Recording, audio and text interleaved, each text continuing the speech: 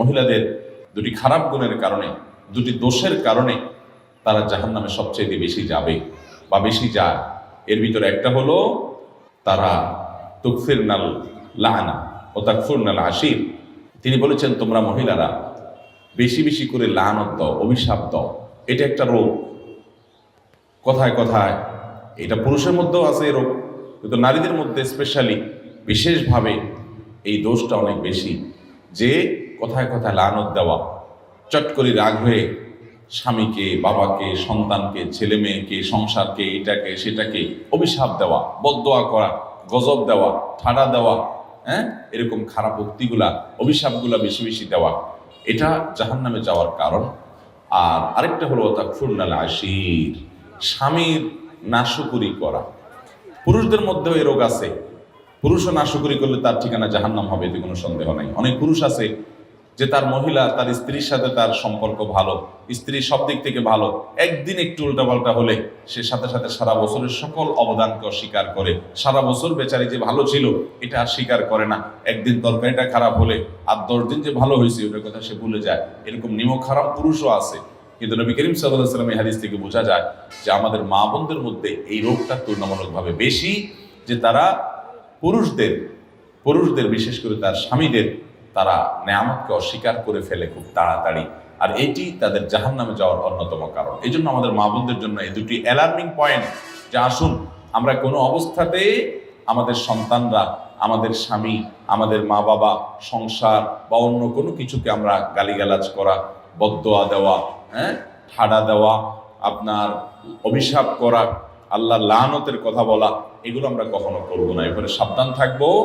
আর দ্বিতীয়ত হলো আল্লাহ তাআলা স্বামীর সংসারে যতটুকু আপনাকে নেয়ামত দিয়েছেন এতটুকুর জন্য আল্লাহর শুকর আদায় করবেন, নাশুকরি করবেন না। জীবনে তোমার সংসারে এসে কি পাইলাম?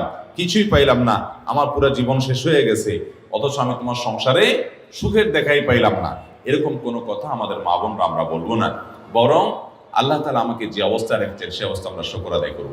অনেক নারী, অনেক মহিলারা আমাদের কাছে আসেন, আমাদের মা বোনরা, আপনারা যারা আজকে আমার কথা শুনছেন, আপনাদেরও মনের ভিতরে অনেক অভিযোগ আছে, আমি জানি। আপনাদের প্রশ্নগুলো পড়লে বোঝা যায় কত কষ্ট আপনাদের। আমরা সেটা স্বীকার করি যে আপনাদের অনেক কষ্ট আছে। সেজন্য সকল মাহফিলে, সকল আলোচনায় আমরা পুরুষদেরকে আল্লাহর ভয় দেই, পুরুষদেরকে সতর্ক করি, পুরুষদেরকে জাহান্নাম থেকে বাঁচার জন্য আহ্বান করি, পুরুষদেরকে মহিলাদের অধিকার করে সচেতন করার জন্য আমরা সর্বদা সোচ্চার সবসময় কথা বলার চেষ্টা করি। কিন্তু আপনাদেরকে আজকে আমি পেয়েছি, আপনাদেরকে আমি বলতে চাই, আমার প্রিয় মা বোনেরা, ধরুন আপনার স্বামীটা অমানুষ, ধরুন আপনার শ্বশুরটা খারাপ মানুষ, ধরুন আপনার শাশুড়ি আপনার প্রতি জুলুম করে, ধরুন আপনার সংসারে আপনি সুখী না, কষ্টে আছেন। তো এই জন্য আপনি হাহুতাশ করে, এর জন্য আপনি অস্থির হয়ে, এর জন্য আপনি নিজের সুখকে নষ্ট করে দিয়ে বেসবর হয়ে আপনার কোনো লাভ হবে না। আমার প্রিয় মা, প্রিয় বোন, আপনি বরং সবর করলে কি হবে জানেন? আল্লাহ কোরআনে বলেছেন, ইন্নামা ইউওয়াফাস সাবিরুনা আজরাহুম বিগাইরি হিসাব। যারা ধৈর্যশীল হবে, যারা সবর করবে, দুনিয়ার বিভিন্ন কষ্ট, দুঃখ, মুসিবত এগুলোকে আল্লাহর দিকে তাকিয়ে যে সবর করলে আল্লাহ তাআলা সওয়াব দেন, জান্নাত দেন, আল্লাহ খুশি হন। আল্লাহ বলেছেন ইন্নাল্লাহা মাআস সাবিরিন, আল্লাহ ধৈর্যশীলদের সাথে থাকেন। আল্লাহ বলেছেন আল্লাহ ইউহিব্বুস সাবিরিন, তিনি ধৈর্যশীলদের পছন্দ করেন, ভালোবাসেন। ধৈর্যশীলদেরকে এত মর্যাদা আল্লাহ দিয়েছেন।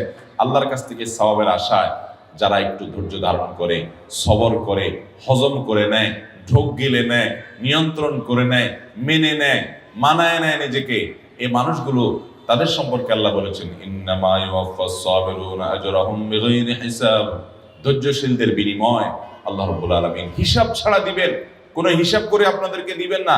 যখন আপনি ধৈর্যশীল হবেন, যখন আপনি সবরকারী হবেন, আল্লাহ তাআলা আপনাকে ডাইরেক্ট দিয়ে দিবেন, কোনো হিসাব নিকাশ করে দিবেন না। আল্লাহর কাছ থেকে হিসাব নিকাশ করে জান্নাতে যাওয়া এত সোজা কাজ না। আল্লাহ যদি বিনা হিসাবে কাউকে জান্নাতে দেয় তাহলে সেটা সহজ। আর বিনা হিসাবে জান্নাতে যাওয়া, এই সৌভাগ্য অর্জন হবে সবরকারীদের, ধৈর্যশীলদের। আমার প্রিয় মা ও বোন, আপনার স্বামীটা অমানুষ, আপনার প্রতি জুলুম করে, আপনাকে গালিগালাজ করে, আপনার বাপমা তুলি কথা বলে, আপনাকে কষ্ট দেয়, আপনার বাপমার দিকে তাকায় না, শুধু নিজেরটাই বুঝে জুলুম অবিচার করে, হয়তো পরকিয়া করে, হয়তো সে অমানুষ, হয়তো সে খারাপ মানুষ, হয়তো সে আপনার কোনো হক আদায় করে না, হয়তো সে বন্ধু বান্ধব নিয়ে আড্ডা মারে, হয়তো সে সংসারের দিকে তাকায় না, হয়তো তার আরো অনেক দোষ আছে, হয়তো আপনার শ্বশুর বাড়িতে আপনার ননদ দ্বারা আপনি কষ্ট পান, আপনার দেবর জুলুম করে, আপনার শ্বশুর অত্যাচার করে, শাশুড়ি বকাঝকা করে, যৌতুকের জন্য চাপ দেয়, নানান কারণে আপনার মনে কষ্ট আছে। আপনি অবশ্যই সেই কষ্ট দূরের জন্য যথাযথ নিয়মে চেষ্টা চালাবেন, মুরব্বীদের মাধ্যমে চেষ্টা চালাবেন, নিজে চেষ্টা চালাবেন, আল্লাহর কাছে দোয়া করবেন তাদেরকে হেদায়েত দেওয়ার জন্য।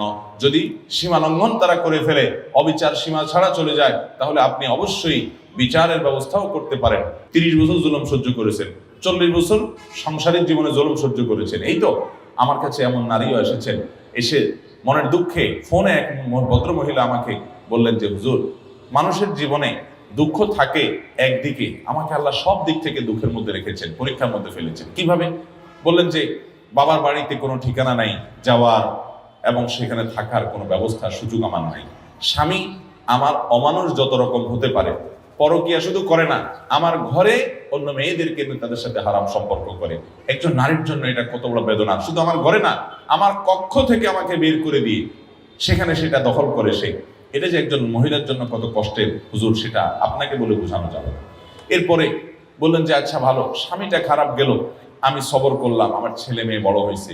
দুঃখের বিষয় হলো সেগুলো অমানুষ, একটা আমাকে দেখতে পায় না, আমার গহনাগুলো নিয়ে চুরি করে বিক্রি করে ফেলে। ওরা দেশে বাইরে থাকে, ওদের টাকা পয়সার অভাব নাই, কিন্তু আমাকে মা হিসাবে তারা স্বীকৃতি পর্যন্ত দেয় না। এরকম স্বামী অমানুষ, সন্তানরাও অমানুষ, বাবার বাড়িতেও যাওয়ার জায়গা নাই, এরকম একটা জনম দুঃখী মানুষ আরেকটা আছে কিনা সমাজে আমি জানি না। ভদ্র মহিলা মনের দুঃখ আমাকে কথাগুলো বলতেছিলেন। ভাইরা আমার, আমি তাকেও বলেছি বোন, আমি আপনার কষ্ট বুঝতে পেরেছি। আল্লাহ তাআলা আপনাকে ধরুন জনম দুঃখী করলেন, চিরদুঃখী করলেন, কোনো দিক থেকে আপনার সুখ হলো না। এরপরও আপনি যদি এইভাবে চিন্তা করেন যে আমার সকল দুঃখের বিনিময়ে, সারা জীবনের দুঃখের বিনিময়ে আল্লাহ তাআলা যদি আমাকে জান্নাতটা দিয়ে দেন, এটা থেকে লস প্রজেক্ট হবে ব্যবসা নাকি লাভের হবে? কেমনে লাভের হবে বলেন তো? কারণ আমি কষ্ট করেছি 30 বছর বা 40 বছর, এর বেশি তো না। একজন মহিলা বিয়ে হওয়ার পরে কত বছর বাঁচে? 40 বছর, 30 বছর, 50 বছর, এর বেশি তো বাঁচে না সাধারণত আমাদের দেশে গড়াই ওঠে। তাহলে 30-40 বছর আপনি কষ্ট করলেন, সব ধরনের জুলুম সহ্য করলেন, এর বিনিময়ে আপনি জান্নাত পেলেন কয়শো বছরের জন্য? অনন্তকালের জন্য, অসীম কালের জন্য। মৃত্যু আর কখনো আসবে। তাহলে 30-40 বছরের কষ্টের বিনিময়ে যদি অনন্তকালের চিরসুখ পাওয়া যায়, লাভ হলো না লস হলো? অতএব সবর করতে হবে, ধৈর্য ধারণ করতে হবে। ধৈর্যশীলদেরকে আল্লাহ তাআলা তাদেরকে বিনা হিসাবে দিবেন পুরস্কার, বিনিময় বিনা হিসাবে জান্নাত দিবেন। অতএব আমরা সবর করবো তো ইনশাআল্লাহ। আল্লাহ আমাদের মা বোনদেরকে সবর করার তৌফিক দান করুন। আস-সুন্নাহ ফাউন্ডেশন, উম্মার স্বার্থে সুন্নাহর সাথে।